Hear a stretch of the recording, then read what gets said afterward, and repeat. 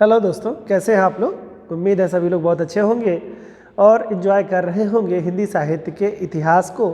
रचनाएं और रचनाकारों में डूबे हुए होंगे और इसका लुत्फ़ ले रहे होंगे। निसंदेह बड़ा जटिल विषय है इसको याद कर पाना, लेकिन क्या किया जाए, प्रयास करेंगे, बार बार देखेंगे तो उम्मीद है कि काफ़ी हद तक तैयार हो जाएगा और एग्ज़ाम में जो आने वाले क्वेश्चंस हैं वो आपको इन्हीं में से मिल जाएंगे। आइए स्टार्ट करते हैं। आधुनिक काल में हम लोग प्रवेश कर चुके हैं और आधुनिक काल में सबसे पहले हम लोगों को भारतेंद्र हरिश्चंद्र जो रहे हैं, भारतेंद्र युग जो रहा है जिनके नाम पर, उसके रचनाकार और उस युग के रचनाकार और उस युग की रचनाएं जो हैं वो कौन कौन सी महत्वपूर्ण हैं उनके बारे में आज देखेंगे। और फिर अगले वाले वीडियो में हम लोग देखेंगे कि हजारी प्रसाद, महावीर प्रसाद द्विवेदी जिनके नाम से द्विवेदी युग पड़ा हुआ है, उस द्विवेदी युग की रचनाएं और रचनाकारों के बारे में देखेंगे। फिर आगे के क्रम में और भी हम लोग देखते चलेंगे। आइए स्टार्ट करते हैं। छोटा छोटा वीडियो लेते हैं जिससे कि आपको आसानी हो याद करने में भी। इसी क्रम में हम लोगों ने आज सिर्फ भारतेंद्र युग की जो रचनाएं और रचनाकारों के बारे में यहाँ पे चर्चा की है। ये काफ़ी महत्वपूर्ण है। इधर के जितने भी आधुनिक काल के रचनाएं और रचनाकार हैं ये बहुत ही महत्वपूर्ण है, तो कृपया इसको बहुत सीरियसली आप लोग देखिएगा। भारतेंद्र हरिश्चंद्र जी हैं, इनकी जो आप जानते हैं इन्हीं के नाम पे 8 जो कवि हैं, इन्हीं के नाम पे पूरा मंडल, भारतेंद्र मंडल की नामकरण कर दिया गया है। और इनकी जो खड़ी बोली में जो इनकी रचनाएं हैं वो देखते हैं हम लोग। बहुत ही महत्वपूर्ण रचनाएं हैं, जैसे प्रेम मालिका है, प्रेम सरोवर है, गीत गोविंदानंद इनकी रचना है, वर्षा विनोद है, विनय प्रेम है, 50 है, प्रेम फुलवारी है, वेणु गीति है, दशरथ विलाप है, फूलों का गुच्छा। ये तमाम सारी जो रचनाएं हैं ये सब किसकी रचनाएं हैं? भारतेंद्र हरिश्चंद्र जी महोदय की रचनाएं हैं। और इनमें से मोस्टली क्वेश्चन पूछता ही पूछता है, जैसे प्रेम फुलवारी रचना किसकी है या किस काल की रचना है? तो भारतेंद्र युग की रचना है, भारतेंद्र हरिश्चंद्र जी की रचना है।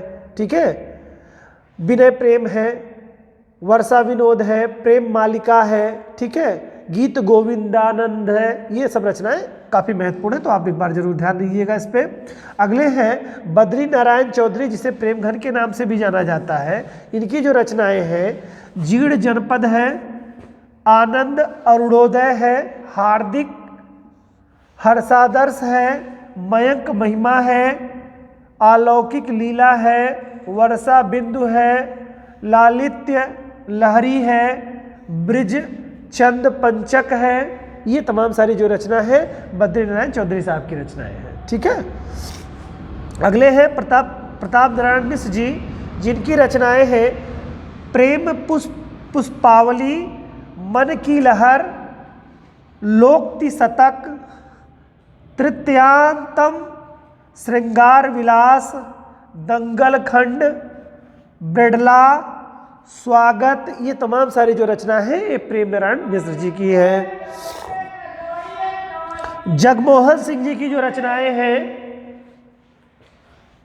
प्रेम संपत्ति लता है, श्याम लता है, श्यामा सरोजनी है, देवायनी है, ऋतु संहार है, मेघदूत है। बहुत ही महत्वपूर्ण रचनाकार हैं ये, इनकी रचनाएं भी काफ़ी महत्वपूर्ण है। तो जगमोहन सिंह जी की रचनाएं। अगले हैं अंबिका दत्त व्यास जी, इनकी जो रचना है पावस है, पचासा है, देखिए, और सुकवी सतसई है, हो होरी, ये भी काफ़ी महत्वपूर्ण रचना है, हो होरी। ये जो रचना है अंबिका दत्त व्यास जी की रचना है। ठीक है। अगले हैं राधा कृष्णदास जी, जिनकी रचना है कंसवध, ठीक है, जो कि पूर्ण नहीं हो पाई थी। और अगली रचना इनकी है भारत 12 मासा, बहुत ही महत्वपूर्ण रचना है। देश दशा, ये भी काफ़ी महत्वपूर्ण रचना है। तो ये भी बहुत राधा कृष्णदास जी की जो रचनाएं है काफ़ी महत्वपूर्ण। पूछ सकता है कि राधा कृष्णदास जी की अपूर्ण रचना कौन सी है, तो कंसवध जो है ये अपूर्ण रचना है इनकी, राधा कृष्णदास जी की। ठीक है। और देश दशा ये भी बहुत ही महत्वपूर्ण रचना है।